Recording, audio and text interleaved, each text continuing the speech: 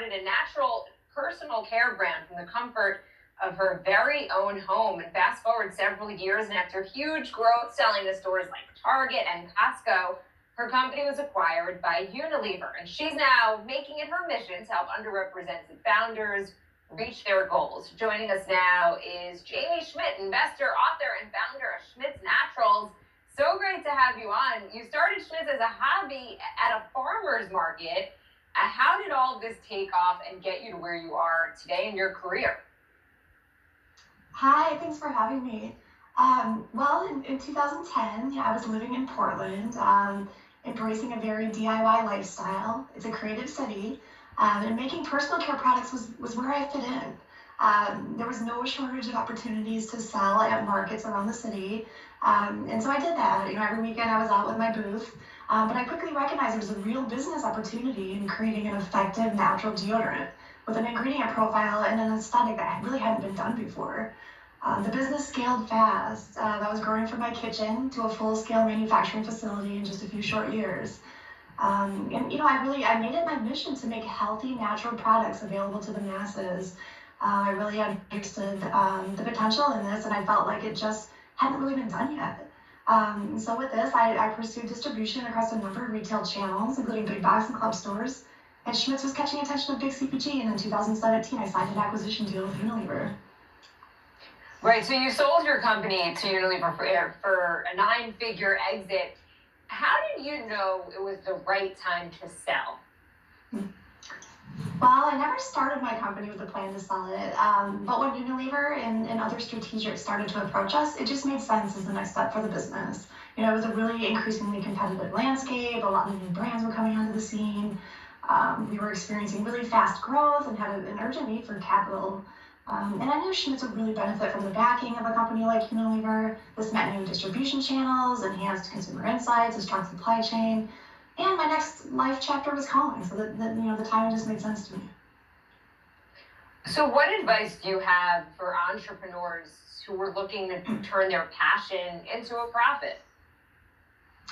Yeah, I have kind of some go-tos that I like to offer up to people. Number one, monetization. Can you sell your products for more than they cost to make?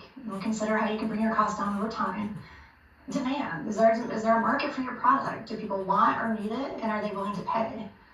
Motivation. Running a business takes ambition and a competitive spirit. Are you committed to expanding? Scalability. Can your product be made at a high volume in a cost-effective manner? And support. Do you have family, friends, and fellow entrepreneurs or a community who can cheer you on? So important to have that support system in place.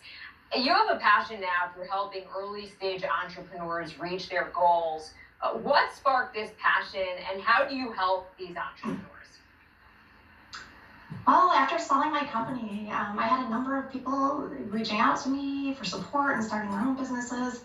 And I was really eager to share, everything I had learned in my journey. So I've been doing that in a few ways. One is my investment fund, Color. I started this alongside my partner and husband, Chris Cantino. Together, we invest primarily in consumer-facing companies. We prioritize investments in companies started by women and people of color. We feel there's a real need for this, and it just hasn't been done enough.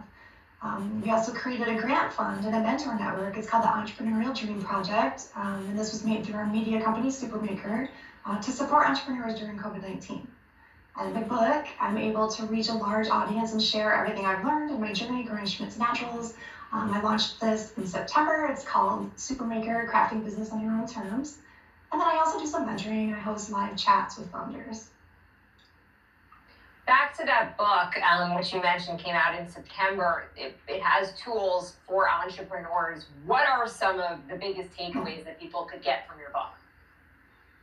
Yeah, SuperMaker is part memoir, part business book. And in the book, I share my story of growing Schmidt's Naturals from my kitchen to the acquisition by Unilever. It's full of unfiltered storytelling and instructive takeaways on marketing, operations, sales, growth, product development, partnerships, customer engagement, and more. There are some underlying themes in the book.